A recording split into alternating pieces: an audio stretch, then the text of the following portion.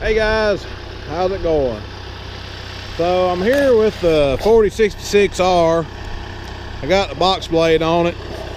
I just rigged up I just done this a little bit ago. I had a brand new top link that I hadn't ever put hoses on, hydraulic top link, and I fixed it up and hooked it in over here to one of the SCVs, but that's working good. I'll go up here and show y'all what I'm working on this driveway. So this driveway, it's going uphill quite hard here, but it always washes out on this right hand side. The water gets in this track right here and it can't get out. There's a valley, then there's a hump, then it goes to the woods. So what I'm going to do is I'm going to trim all this hump right here off, and then reseed it. But I've already got started up here, and I'll show you kind of what I'm doing. I'm going to do as much as I can with the tractor, and if I can't do it all, I'm going to bring a mini hoe in here. But I'm getting along pretty good right now with the tractor. So I'm cutting this hump off and sloping it towards the woods. See, I got a little pile of dirt here, but I'm also going to have to make a couple of water leads, especially one up here at the top, because there's a parking lot up there and it all drains down this way. So I'm going to make a water lead up there, probably 3 or 4 of them down through here, to get this water out of this track right here. Anyway, this is the first job I've ever used the 4066R on, so we'll see how it does. All right, so I just turned the radio off. The previous owner of this tractor's got 114 hours on it. It's a 2020 model. But the previous owner put a subwoofer behind the seat, so this thing will thump, I guess you could say. It's got a little thumpiness to the stereo system in it. Pretty neat, I guess. I never had a tractor that had a subwoofer in it.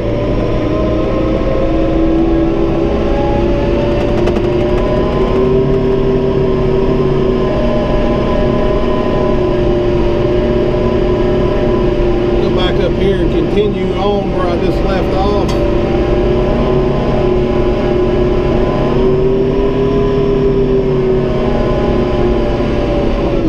This is what I like about these smaller tractors compared to like my Massey Ferguson tractors, where you can't just whip it around right in the middle of the driveway. You gotta find a bigger spot. But anyway, I just taking this bucket and I'm trimming this edge off, and then I'm taking the blade and trimming it and working it, make it look good. And right now, I'm just using the bucket to get the bulk of the material out of the way. And I'm just trying to kind of make the material just kind of blend in and disappear over here in the briars. Just kind of spread it out.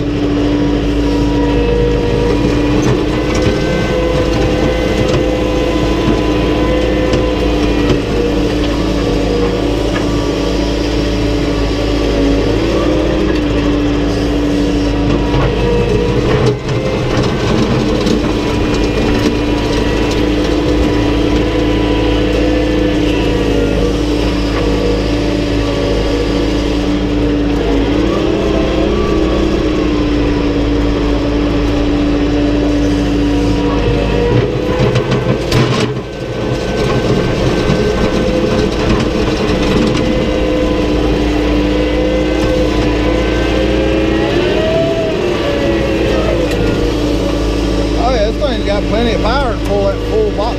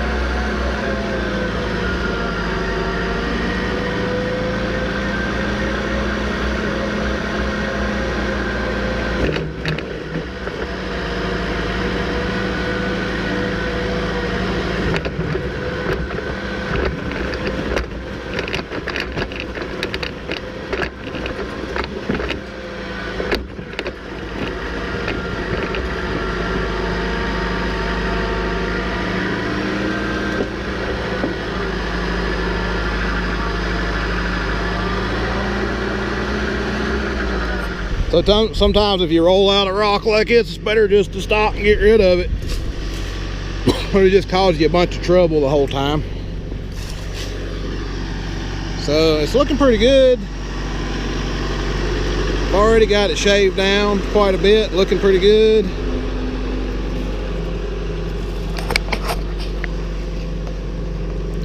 Trying to sight it here. Looks like it wouldn't hurt. It's still a little high right here, right at the edge. So I need to cut it down a little more. I'll take the blade and trim that off, and then I'll scoop it up and get rid of it. So I'll go up here. You can see up here where the water's coming down. Go up here towards the house. There's a bad gully right here. So and it's coming off this flat lot up here. This flat parking lot right here at the house.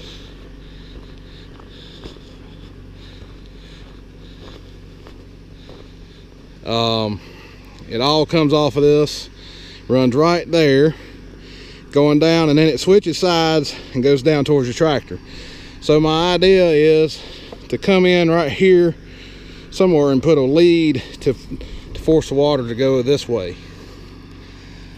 And all this is higher than the road. It had to all be lower to the stump right there.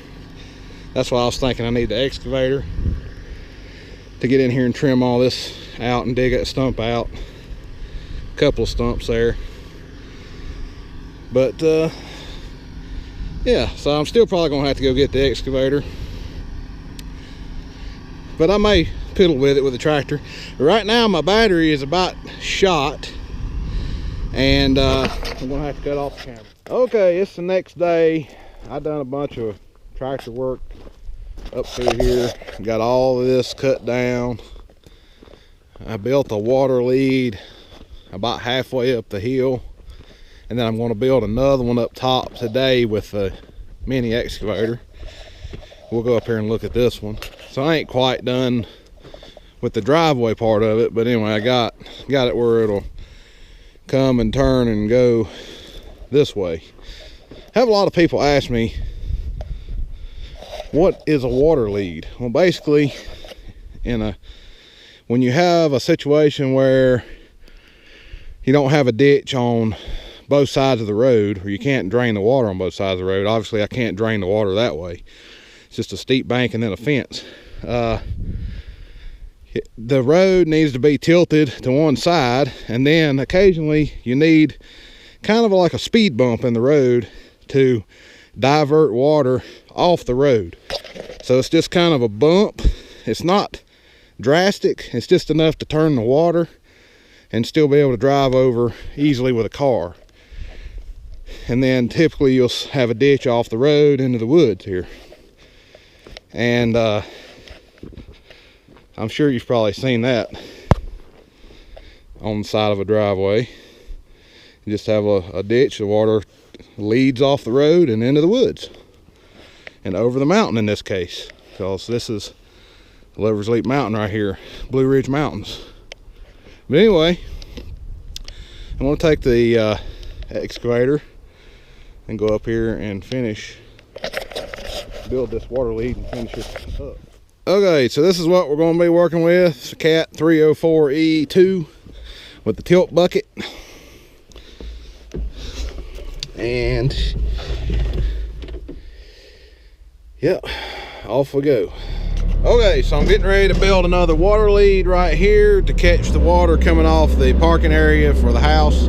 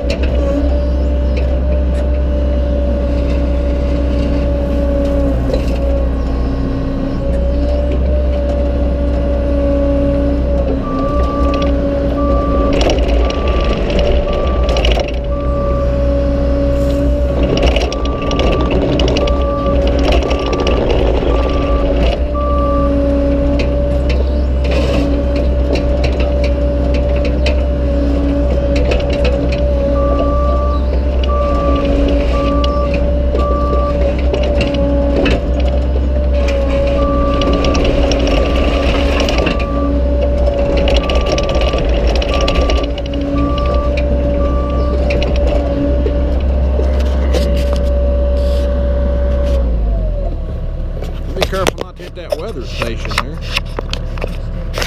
Camera's being